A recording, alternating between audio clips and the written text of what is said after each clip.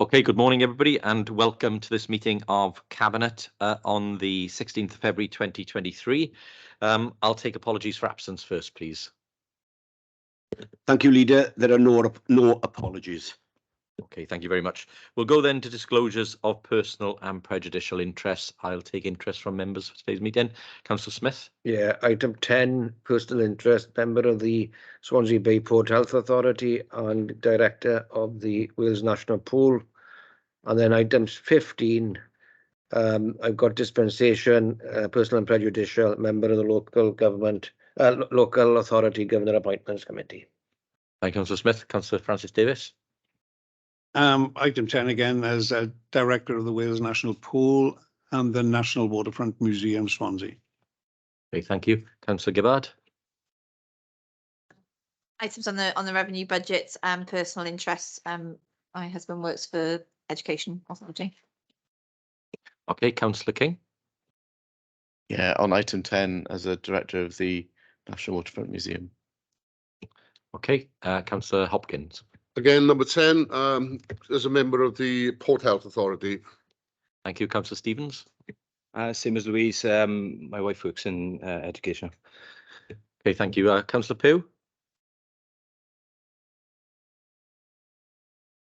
No, I didn't put my hand up. Oh, apologies. Okay. We'll therefore take any officer declarations of interest. Okay, we'll move then to the minutes of the previous meetings. I've not had any requests to have any amendments to the minutes, so if there aren't any being proposed, then I will move. Could I have a seconder, please? Thank you, Councillor Lewis. All those in favour? Okay, those are agreed. Thank you very much.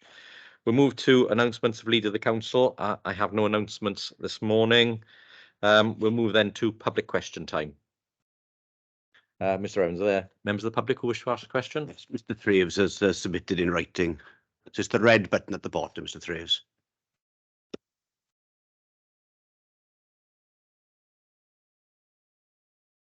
Well, morning, comrades. It's good to be back in a physical meeting of the Cabinet. My name is Alex Thraves. I'm a member of the Socialist Party, but also an officer of Swansea Trades Council. And the Trades Council officers met to discuss item 10 on the budget. And the officers raised this question of reserves as part of an alternative strategy to combat the brutal attacks made by the Condems and the Tories on local government over the past 13 years. So I just want to put the question into a context for a couple of minutes, because for the past 13 years, the Trades Council and the Socialist Party has lobbied this council, protested, campaigned for Swansea Labour Council, alongside other Welsh Labour councils, to refuse to implement the Tory cuts. I think it's around £100 million Swansea Council has cut in that period.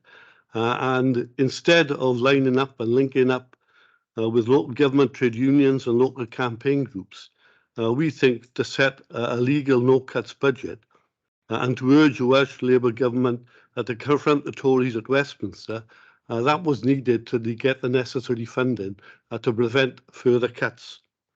For 13 years, on the trot, the Labour Council in Swansea has said there's nothing we can do. There's nothing we can do to combat these because the finances come from the Welsh Government and from the Tory Government in Westminster. The result has been a series of services being cut and prices for services going up as well. Swansea Council, and I've said this so many times, act as administrators really for the Tories and for Welsh Government cuts. It's not a bookkeeping exercise. These budgets are not a bookkeeping exercise at all. It's a political choice. And the Tories have made their political choice to look after their millionaire friends.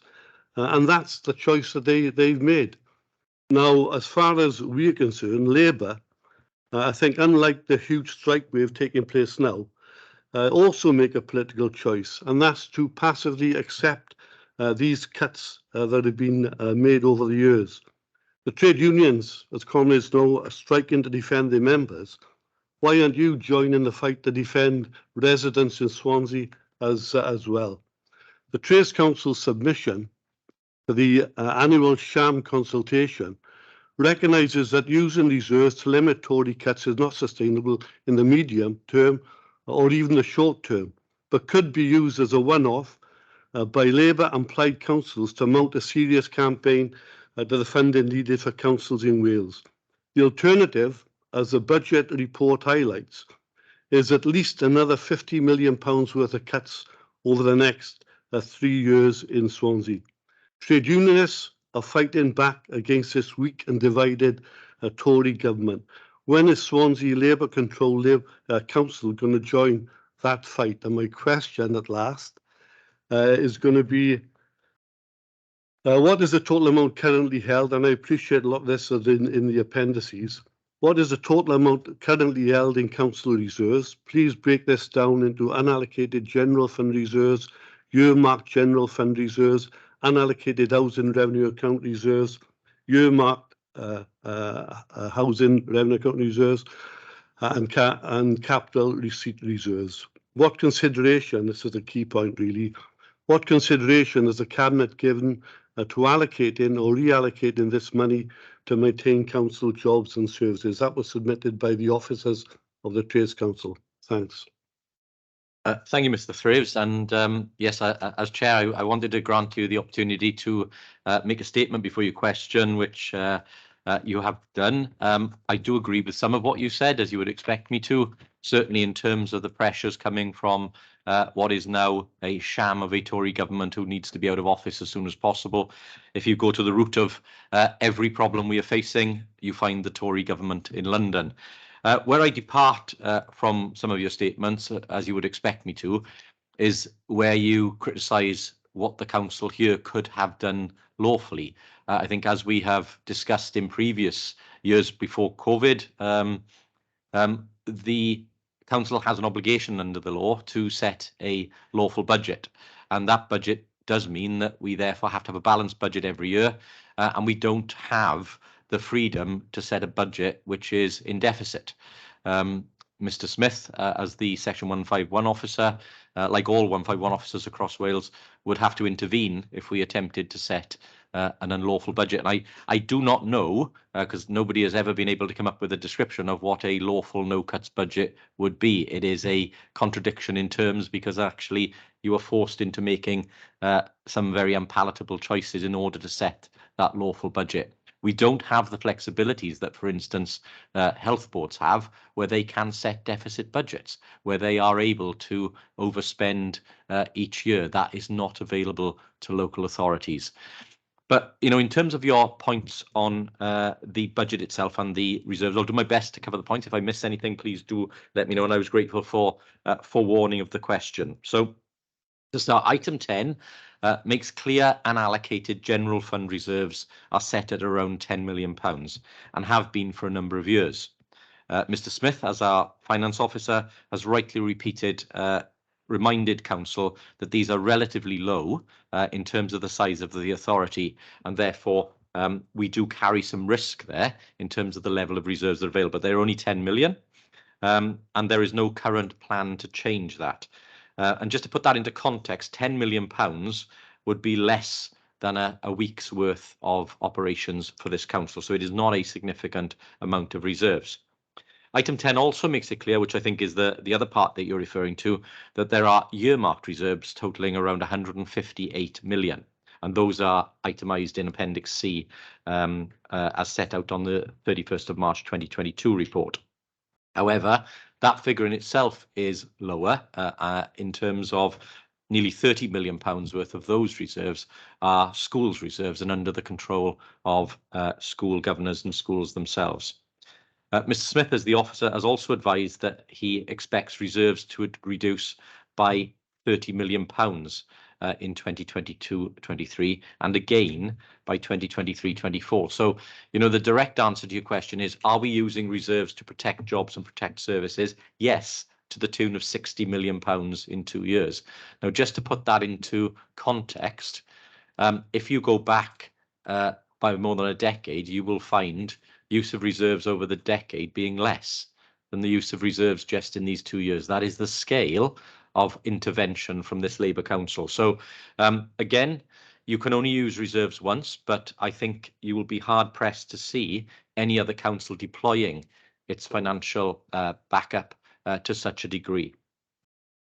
To go on, the figure in the table shows an initial 125 million, but this is before 18 million pounds worth of schools reserves are used, 4 million for the committed highways works, and several capital schemes funded temporarily from the capital equalisation reserve, which is a revenue-based reserve.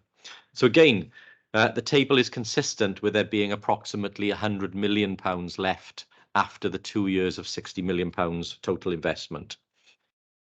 The 151 officer has also advised that 50 million pounds worth of new capital borrowing could be potentially planned and temporarily financed from reserves to avoid borrowing at a higher rate. So what we would do there, just to be clear, is potentially use our reserves rather than borrowing in order to do that. But again, you can only do that once. That would require that would reduce the medium-term planned holding of earmarked general reserves from 100 million pounds to 50 million pounds. But again, those decisions have not yet been made, and those are decisions of future cabinet meetings. So in terms of other reserves, the HRA reserve, which I think you referred to as well, is a ring-fenced reserve and is kept separate. And these are addressed in item 12. The housing revenue account unallocated reserves were at 5.2 million as of the 31st of March 2022.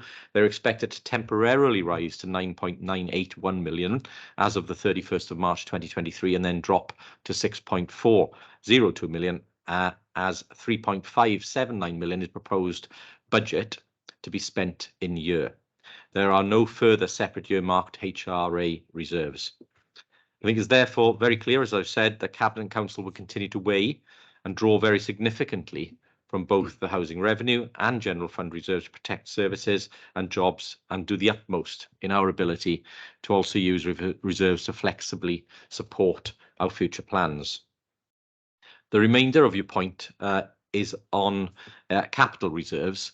These were set out in the review of reserves which went to Council on the 6th of October 2022, and the additional sums are as follows, but neither, I must point out, are relevant to the decisions for item 10, as they are not reserves that are available to us for revenue purposes. Capital receipt reserves stand at 5.597 million. Capital monies received by the Council set aside for funding ongoing capital schemes as per the capital programme. These sums are committed to the current schemes and cannot be used to support revenue expenditure. Capital grants unapplied accounts of 30.427 million. These relate to committed funding on capital schemes and again cannot be used to support revenue expenditure. I'll ensure, Mr. Thraves, that you get a written copy of those answers as well, so you have all of the figures. But just in closing, again, I do hope, as I'm sure you do for a change of government in London, I do hope that that will then see a different approach to the funding of our public services, including those services provided by local government. I want to see a change to the formulas for funding for the Welsh Government. We still are the only part of the UK excluded from the consequentials in terms of capital funds for HS2. There is £5 billion potentially that Wales is missing out on in terms of infrastructure that we could get if we were treated the same as Northern Ireland in terms of funding for rail and transport infrastructure. And I do want to see a reworking of the Barnett formula because I believe we are still disadvantaged as a nation in Wales. And of course, if the Welsh Government doesn't get fair funding, then it's difficult for it to add more funding into health and local government. But again, very pleased to see the Welsh Government this year prioritising local government, and we are the biggest recipient of funds from Welsh Government this year, which is again a first in terms of funding. So thank you, Mr. Thraves, for your question. Really do appreciate you and the other members attending. You do turn up every year, apart from the COVID years, and I was disappointed that we weren't able to have you online in the COVID years because they were huge sums of money being deployed into services. I'm sure you'd have wanted to welcome them. But this year, again, is a very, very significant investment year. and we look forward to future debates with you at further meetings. So thank you very much for your attendance, Mr. Thraves. Thanks, Rob. Can I make one small point? Just a political point, because thank you for the observations and the figures and so on and so forth. But the point I'm making, and the Trace Council is making, is that, again, it's political choices, and we recognise that using reserves to try and fill the huge cuts that have been taking place can only be done on a one-off. And that would require then not just Swansea Labour Council, but the other 11 Labour councils in Wales and the Welsh Government to come together in order to force the funding that's necessary as far as the Tory government is concerned. That's the only way they can do it. Employers, public sector employers, private sector employers now are facing a tsunami of strikes because trade union leaders have recognised that members can't live. And it's the same with council residents. The cost of living crisis is hammering all of us. And that's why a political stance has to be made. You are not administrators. And I appreciate Mr. Smith has to do with the figures to balance the books. We're not calling for an illegal budget. We're calling for a legal no-cuts budget and a one-off in order to launch a campaign. If that isn't done, then further cuts will come in the future. So thank you for your time, and we'll see you at the lobby of the council in March. Thank you very much, Mr. Thraves. And again, just in closing remark for myself, you will know that I turned up in support, as did many other members, in support of the action being taken by workers across this country for fairer pay and for better rewards. But again, just a point on reserves. Reserves can only be used once as a deferral. And once they're spent, they're spent. So you have to be prudent in the use of reserves. And again, Mr. Smith would probably prevent an unlawful use of reserves, which place the council at a greater degree of risk than is bearable. Unfortunately, the law provides the Section 151 officer with very significant powers to intervene. Okay, I think that was a very useful question time. Thank you, Mr. Thraves. I'll now go to councillor question time, and I believe Councillor Holly has a question. No? Okay, sorry, apologies, Councillor Holly. I thought you might have had a question for this morning. If not, then we'll move to item 7, which is this pre-decision scrutiny feedback on the budget reports. And I'll call in Councillor Holly then. Thank you, Leader. I've got loads of questions, but not for today. I will remind you once again and the Cabinet that the pre-decision scrutiny of the Cabinet report is not a political statement. Under no circumstances, as a critical friend, we sat and we've discussed a number of issues, and you've had a letter of us, and I think all Cabinet members have now received that letter highlighting our issues. I'll put a little bit more. I won't go through the letter in detail, but what I will do is actually put a bit of flesh on some of the highlighting points. The questions we asked about the cost of borrowing, movement of interest rates, medium-term financial plan, the use of cash balances, reserves, whilst the rate's high. But I'll come back on a couple of those issues after, and the affordability of the capital programme, potential future borrowing, and new schemes. I think the other thing we asked about was the levelling up bids, and the fact that levelling up means that local authorities, regardless of who they are, if they win a levelling up bid, actually means they have to put money into it. Now, that isn't levelling up, that's assisted borrowing. And that is something that we need to come back to at some other place. Rollback in base on some proposed revenue budget saving in specific areas around directorates following December's budget proposals are welcomed. Budget consultation, and I will now go on to the overall. We agree with a lot of what has been said with regards to the budget process, local government settlement, and the timescales involved. It doesn't leave a lot of time for scrutiny. It doesn't leave a lot of time for the Cabinet to consider all the options put in front of it by the executive, by the Chief Executive and his corporate management team. We feel that the timescales were a bit rushed, to say the least, and think that both central government and the Welsh Government need to understand that we are, as the authority, has as many people as they do to look at the budgets, and we are pressed for time.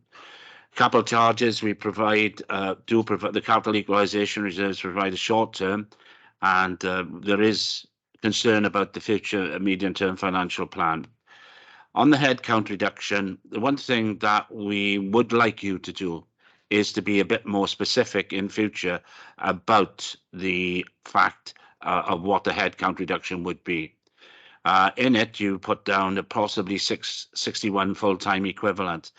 That's a very concerning aspect of it, and we were concerns about reduction in scrutiny and other support for both for development and for scrutiny. But we believe that if a better understanding of what it means by ERVR and the headcount reduction would be more than welcome by all members. The cost of living, we accept the fact that the cost of living has now gone up, and the cost of being a council has gone up. So there are, there are both for local authorities, both for the individuals, huge problems with the cost of living, and we understand that the council tax would have to reflect where the council is in its financial position.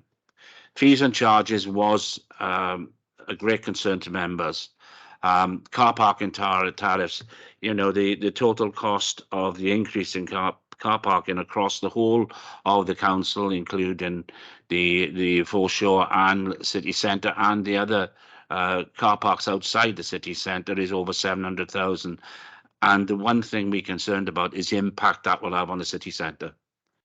And also on that is also the proposed increase in the Swansea market rent charges, and we think that will have a consequence on the occupancy of the stalls. In social services, the Social Services Scrutiny Board welcomed the increase in the uplift, which was really, a substantial amount of money, but again, fell short of what was actually needed. But there was concern about the 10% increase in fees and charges. The problem with that is, as was pointed out by the officers, it's only going to affect 25% of the fee payers, and that was a concern to the members. Staffing, again, is a real problem here about understanding where the £1 million savings was coming from on that. And I think the other issue about that was the use of agency staff. And we asked the Cabinet to consider, when they have headcount reductions, that you're not cutting our workforce to actually increase the agency employment, and that is a concern. The other child and family services placement, the savings of half a million with a reduction of placements in children and family services is achievable in the current climate. There was an issue whether or not that was achievable, and considering it is probably one of the most volatile parts of our authority, one that we think you may need to think seriously about in the future. Co-production, yes, and the recommissioning of services. Again, this is something which many of us went through for over a number of years, commissioning services. We welcome the recommissioning and see how that will have an impact. Again, on education, welcome the uplift, and obviously the pressures on education are going to be considerable.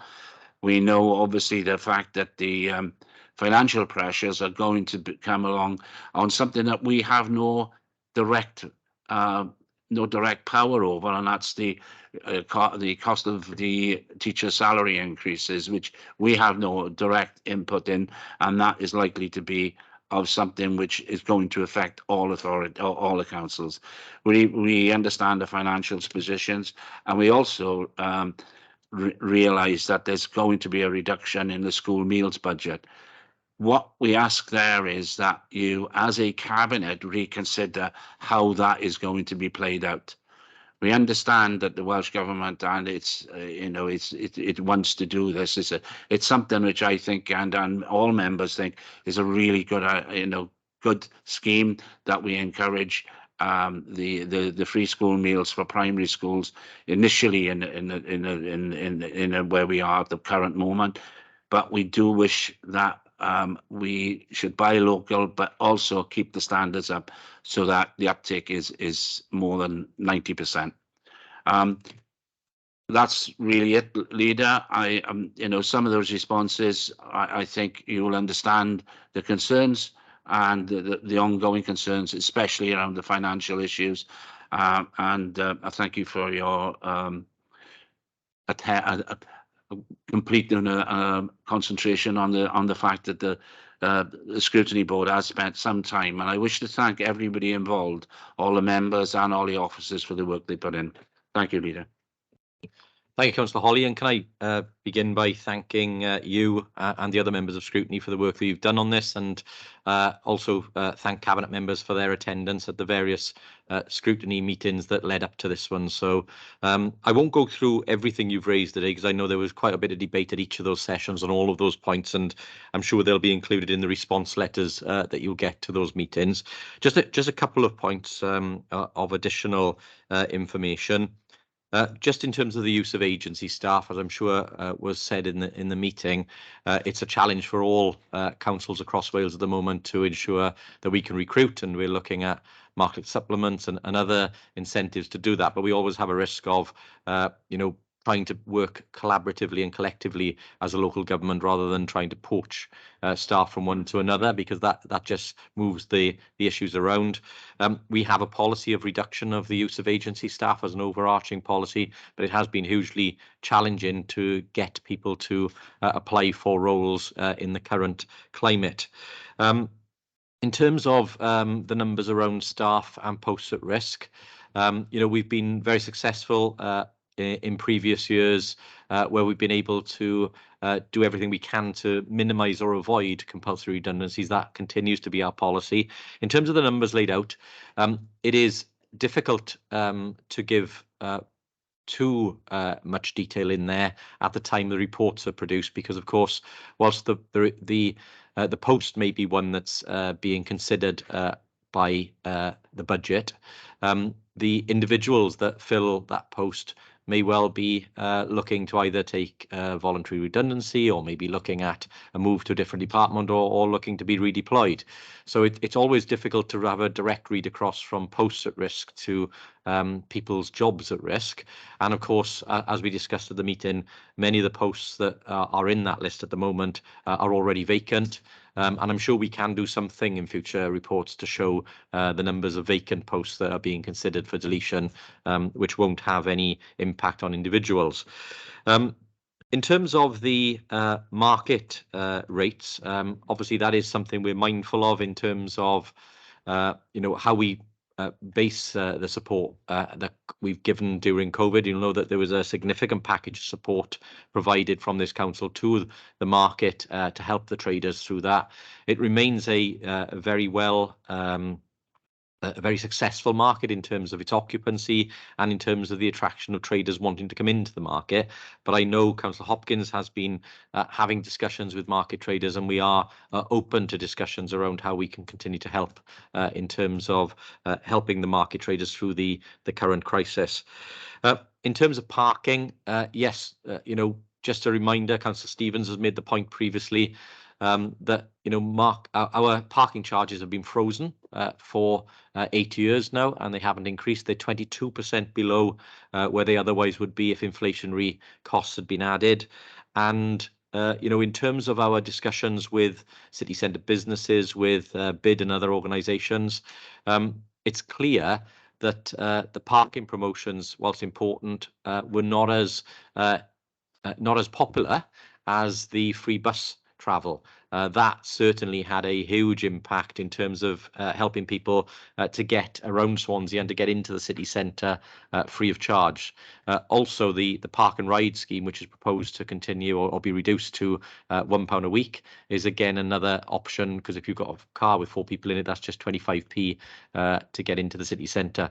But even with the increases in the city centre car parking charges, we remain lower than the alternative private sector parking, and we remain lower than most other places in Wales for parking charges. In addition to that, of course, we have the proposal to introduce a residence rate. So every time somebody parks who lives in Swansea, they will automatically be able to access via the app or via the machines a discount on the standard rate of parking, reducing any increase that they face. So, you know, that's every time you park, you'll save. And that's an offer from us that we made at the election to continue to provide benefits to the people who live in Swansea over those who don't, because they contribute to the running of the services in the city, and therefore they should get a benefit from doing so. So that's the policy position. And I know we had a discussion about it at scrutiny, but just wanted to add to those points. I'm sure, as I said, members have given you full answers at scrutiny, and we'll back that up with obviously the response letters. But once again, Councillor Holly, thank you for the work that you and others have been doing on scrutiny. We do value the critical friend function, and look forward to further discussions on this. Thank you. We'll move now to item 8, which is the Revenue and Capital Budget Monitoring Report. And I'll bring Mr. Smith in to give us a technical run through of the report, please. Oh, apologies. Leader, Apologies, sorry. Councillor Pugh. Yeah. Yeah, my fault. Sorry. Could I just give a declare interest because my daughter's a social worker here, please. In Okay, item thank you. 10. Thank you. Okay, thank you, Councillor Pugh. Yeah, we'll note that. Okay, Mr. Smith. Thank you, Chair. Before I start on a range of reports, picking up on what Councillor Holly has said, absolutely, I do recognise the lateness and timeliness of decision reports coming down from Westminster to Cardiff to us is a problem. A settlement on the 14th of December provisionally meant you had to run around like lunatics for a week, as did I. The reality is we've got proposals today. You've got proposals going to Council in March. We won't get the published proposed final settlement until either the 28th of February or the 1st of March. It will not be debated in the Senedd until at least the 7th of March, and the supplementary budget on the 14th of March. Given there is a legal requirement to set a budget by the 11th of March, I am at least one time machine short of being able to transport myself back and achieve perfection. But I know I took it in the intent it was meant, Councillor Holly, and I absolutely agree. And the reason I mention that is because it does mean you will see as we go through the individual reports, there are some perhaps more unusual procedural detail changes to have to make. I think that's a consequence of the speed and pace at which we're having to do stuff, and also grappling with what is a challenging set of budget proposals when we come on to them. But the effort by all councillors, all officers should not be underestimated. I know you recognise that, but that timing issue is a real problem. So I hope you give me that indulgence in the beginning, Leader. Moving on to the very first item, and given there are a lot of items, I'm going to be as brief as I possibly can. The first item here is the third quarter budget report.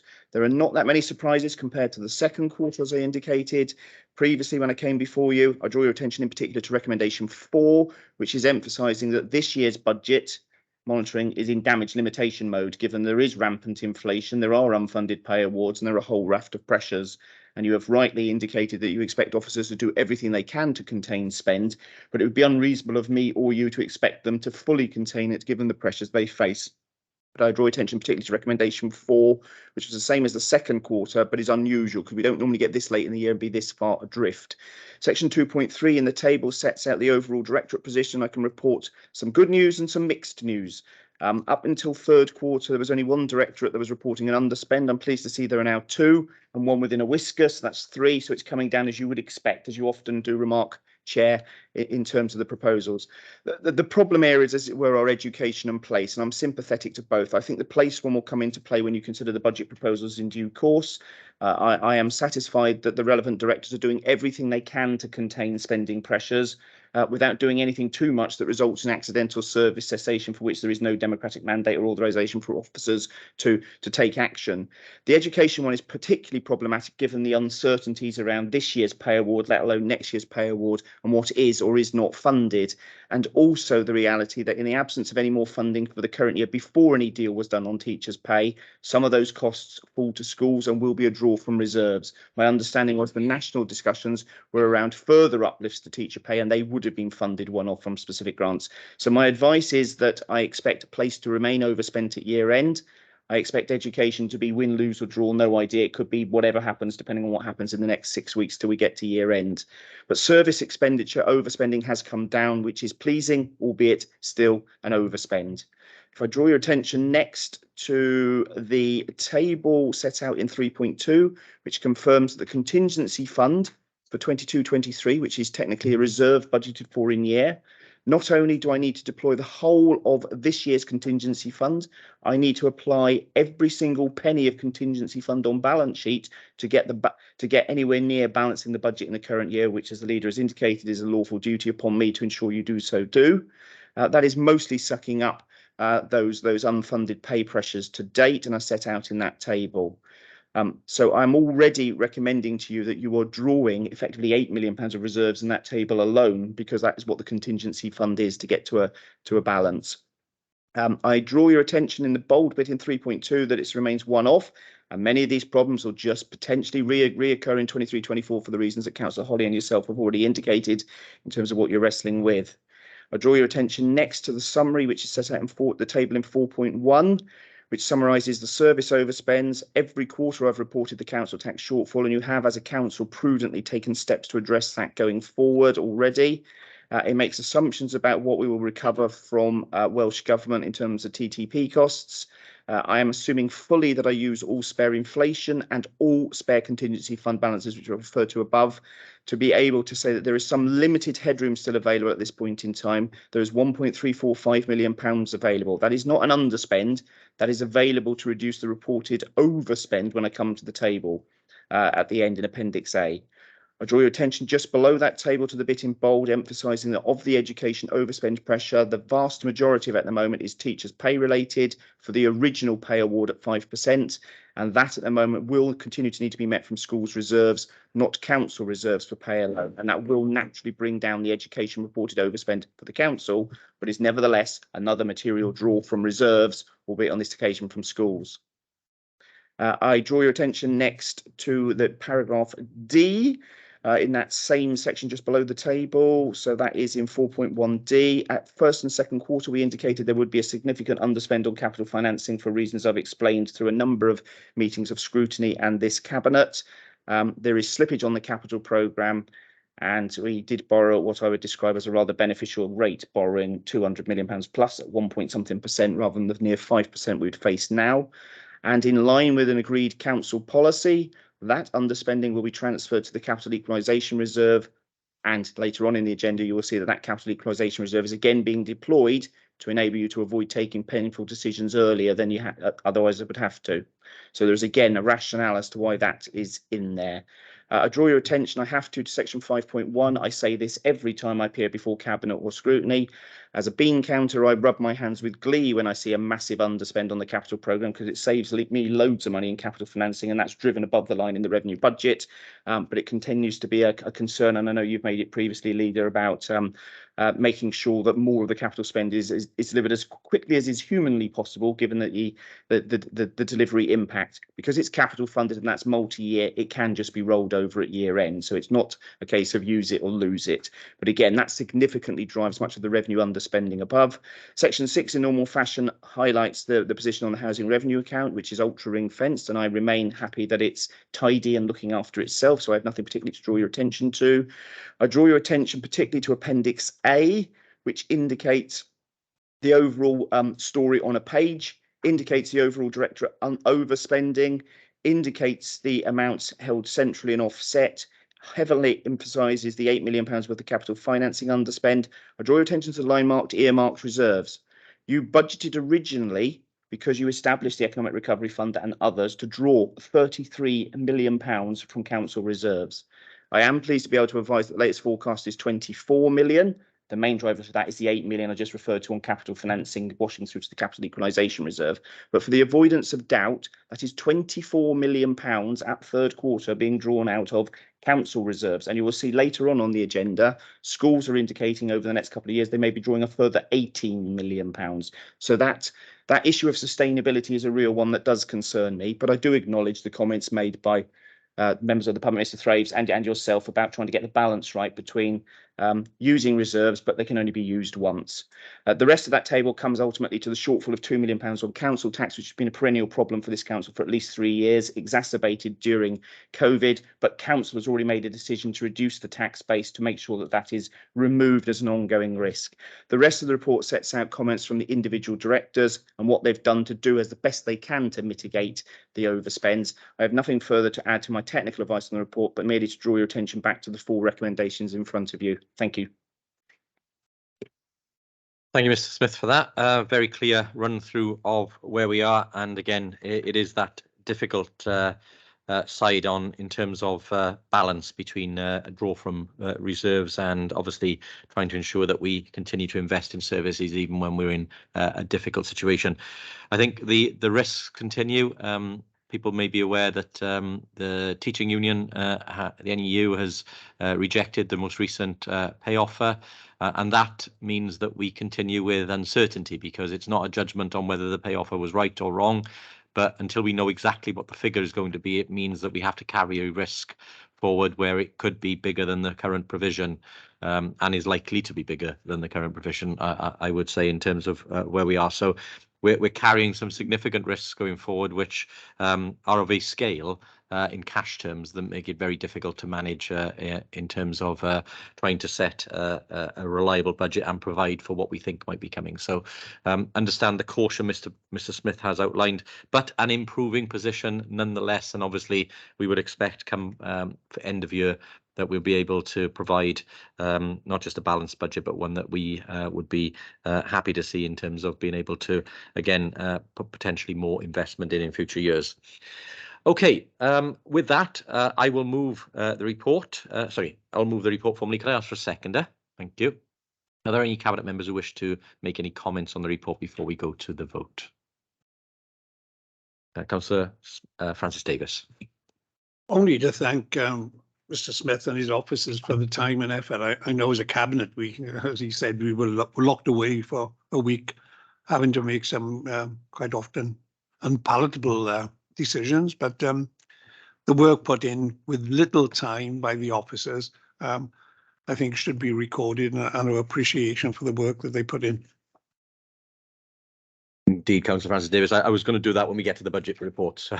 This is just monitoring at the moment, but I think the work they put in is should be thanked for anyway. Thank you for that. Should we agree? Okay, we'll go to the vote then. Mr. Evans, please. Thank you, Leader. The vote has been launched. I'll give you all a moment. Is anyone unable to vote electronically? Councillor Anderson. 4. Councillor Francis Davis, 4. Any other? Councillor King. 4. Councillor Stewart. 4. 4 as well. And that's unanimous 4, Leader. Thank you. Okay, thank you, colleagues. We'll go then to agenda item 9, which is the medium-term financial plan.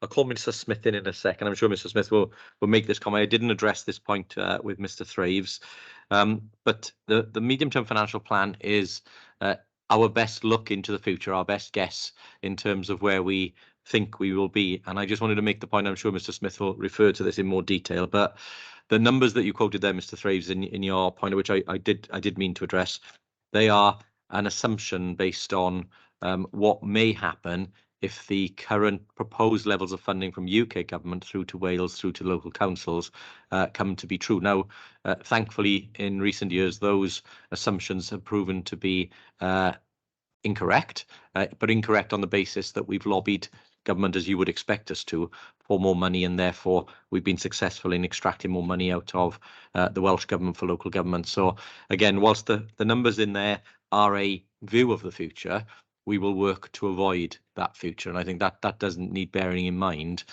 when we look at the numbers outlined in the medium-term financial plan. So, Mr. Smith. Thank you, Chair. Yes, you anticipated one of the items I would raise. This report is our best crystal ball gazing of the facts that are known to us and estimates of the things that are not known to us. There is only one recommendation as written in the report in front of you, which I will come back to, but I will, once I've spoken, suggest you may want to add a small supplementary to the recommendations for today, which is if you make any decisions on any of the subsequent reports on this agenda, they may have minor consequential amendments to the MTFP. I will only make the changes if they are big enough to be even worth putting in the sense that many of them are already consequential. If you change a decision on something in the base or on council tax or whatever else, then it has a knock-on effect in future years. But as a planning assumption, as you rightly point out, I mean, this is a budget when you come onto it in due course of net 600 million a year, gross 900 million a year, and this is for 3 years. It would need to be a pretty large number for me to be fundamentally reworking the MTFP to council, given it is a planning assumption on the totality of about 1.8 billion quid. And there are more than enough uncertainties in the bits I would just draw your attention to. It is only a planning assumption, and you rightly point out, we aim to be prudent in our assumptions on the best available numbers. And yes, in recent years, they've proven to be overtaken by more optimistic arrangements because we are heavily dependent on the grant funding we get as a council, whatever decisions we take as a whole. So I'm not going to draw much attention to the report because the report hasn't changed from what came to you in December. The format is in December, you get an MTFP over 4 years, which includes the coming year's budget. The current year's budget is now coming year's budget is now split off as a separate item, and you have the residual 3 years. So there's nothing materially changed other than if this is italicised, it's changed. In terms of the risks which are set out in the main table on page 31, I will draw your attention to some matters. The future cost of pay awards, my judgment call is that they are the absolute minimum you should be putting in. Everything is indicating, given the comments already made by the public and yourself and ongoing discussions at a national level, that pay awards are more likely to go higher rather than lower, but we do not control those.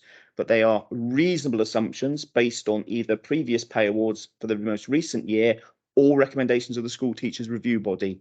They are perfectly logical things to put in, but they are at the bottom end of any assumptions that I could make. Line 7 indicates an anticipation that energy price inflation will drop in future years beyond 23-24. That remains the case. It remains extremely volatile. And when we come on to the revenue budget, I'll explain a bit more in detail at technical advice as to why we've done what we've done. Capital charges are in there in future years because an explicit assumption is made that you will do future capital spending on top of what is already set out. That's an inevitability, and it will need to be financed at some point. And that's why you have the line below, which is a further, if you add it up, that's a 1 million, then a 2 million, then a 3 million draw, which is another, for the avoidance of doubt, £6 million drawn from reserves planned already before we've even got to next year, let alone 3 years beyond that still. So it's a device to avoid us having to borrow at near 5%. I want to be borrowing again at 1% in my dreams, but it may be more like 3%, but we'll see what happens. But it's not the time to be borrowing cash. Better to be spending our own money in reserves, which is partly what we are doing as a council when you've made your final decisions as a cabinet to recommend. I would draw your attention to line 9. The contingency fund is a prudent fund which provides for a contribution technically each year into reserves. You will see in the revenue report there are implications, but at the moment, the medium-term financial plan assumes that of the £3.7 million that is in the base for contingency, that is reducing by £2.5 million in the base longer term. That is why when I give advice on other reports, I indicate you have very little wiggle room in the longer term or medium term. You have some wiggle room in the immediate short term. You've still got a contingency fund that you're planning to put into, but it would be a third of the size that it currently is, but again, could be overtaken by events. The assumptions on aggregate external finance. We've had a settlement for this year, which I'll refer to in the revenue report. We've been told it's 3% the following year. It would be odd of me to do anything other than assume it's 3% as my central assumption. And then the projections from the Office for Budget Responsibility, the IFS and Wales fiscal analysis are it's going to go lower in future years. So I've plugged them in. But as you rightly have indicated, Chair, in recent years, they've ended up surprise more than double the figures that headline national governments have published. But I can only work on what I've got. And line 18, the council tax assumption. Those of you that are seasoned observers know that our medium term normally assumes a mid-range point of 5%, with officer advice that it's likely to be in the range 3 to 7%. And you make a decision year on year as to what to do, depending on how generous the settlement is, what pay, price, other pressures emerge, and what policy choices you want to make. So there are some pretty big numbers in there, but in any scenario, there is money going in to the tune of £50 million net. 90 million in. Yes, there is a very large savings requirement. I acknowledge that, Mr. Thraves, and I know you've acknowledged that too, Chair. But it's still a net additional £50 million in. So those are my best crystal ball gazing, and I think it is a reasonable set of assumptions to put forward to council, as is unchanged. Bar, as I say, I might need to have your permission to have a second recommendation, which is authorising the Section 151 officer to make minor consequential changes, but I'm not going to propose to make them unless I think they're big enough minor changes, as it were. And I think you'll understand what I mean by that oxymoron of a statement. So I will pause there in terms of my technical advice on the report, and remind you there's one recommendation. I'm recommending that one of you, if you're content to move the first recommendation, also moves the second one along those lines. Thank you, Chair. Thank you, Mr. Smith. Thank you for that. Very clear. I'm very happy to agree that second recommendation, should there be a need for some further rework of the MTFP as you've outlined. So I'll move those two recommendations, the second being as Mr. Smith described. Can I ask for a seconder, please? Happy to second. Thank you, Councillor Hopkins. Are there any comments or questions to Mr. Smith on the MTFP? Any statements anybody wish to make? No, if not, then we'll go to the vote on this one. If I could ask Mr. Evans to launch the vote, please. Thank you, Leader. The vote has been launched. I'll give everyone a moment or two to cast their votes.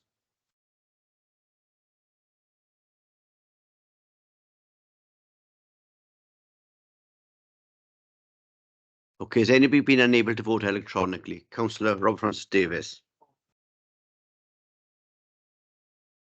Councillor Stewart. For. Councillor Anderson. For. And that's unanimous for then, Leader. Okay, thank you, colleagues. Mr. Smith, back to you for the revenue budget, item 10 for revenue budget 2023-24.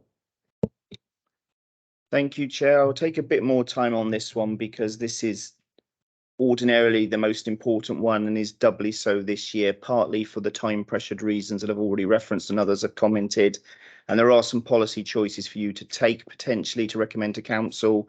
And there are also updates in terms of my assessments on the risk around pay, price, inflation, uncertainties over a raft of other things as well, not least of which are specific grants, which are not that specifically referenced other than as a risk in the report. We still don't know what will happen to a raft of specific grants, and we do not know what will happen to a raft of other support schemes. And with headline inflation still above 10%, if those were just frozen in cash terms, that would be a 10% real terms cut. And those grants and support schemes come to nearly 200 million quid. The revenue budget is set net, so they don't factor into the decisions you're making today to recommend to council. So they are very, very significant risks that all local authorities are carrying. But without that, without further ado, moving on to the report and drawing your attention to a number of bits that I do need to draw your attention to in the report. And there are some technical matters that I will need to advise you on. As well, and then I will seek your advice and views as to whether you want to make any further ones which are policy choices for yourselves. So I draw attention particularly to section 1.6, which is in bold, which emphasises that £60 million is being added in. Yes, just about £25 million, just under, is proposed coming out. And again, I recognise all comments that have been made today, but still that means £35 million being added. And those of, well, you were all present in the virtual council chamber when I advised that the outlook with it, if we'd had the settlement we were expecting, we were working on the basis that it had to be at the £60 million end. And I do continue to advise all officers and all members that notwithstanding the initial euphoria of 60 being turned into 35, you have still got some horrible choices to make, as I think many cabinet members here eloquently said in December. They're not things you'd like to do, they're things you might have to do. And we could debate for forever when that is, etc. But for the avoidance of doubt, it is £35 million going in net. I won't repeat what I've said in the financial monitoring because I've already done it in the previous item, so I won't bore you with my dulcet tones again. In terms of things that definitely will change, section 3.2, there is a change to the fire service funding. Now, to be fair to the Fire Authority, they have notified us of their final levy. And I've had conversations with the Chief Fire Officer and the clerk to the Fire Authority who have confirmed that holds, notwithstanding national discussions around firefighter pay. But there is also a procedural thing to be addressed because revenue support grant will be reopened by Welsh Government for part of the fire increase. but that will not be reopened until we get the final settlement, which will be end of February or early March, which is going to make it very difficult for me to have put it in the papers for council in due course. But I've made an informed estimate that neutralises the fire levy, and that'll be why you may have seen in the press references to a 13%, but some would say it's a 16.54%, and there may be more comment on that in due course. It was because of a technical amendment with a transfer specific grant. So I know with certainty it will change. I've guessed a figure.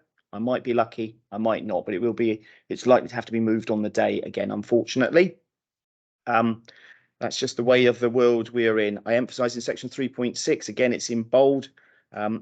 You have got some breathing space as a result of much better than expected settlement. You've also got pressures coming, so I continue to advise you to take every opportunity to prepare for what may still yet to come to pass, and that's the reason that's in bold. But I do get that you will want to avoid painful choices if you can do so lawfully, and the budget does balance.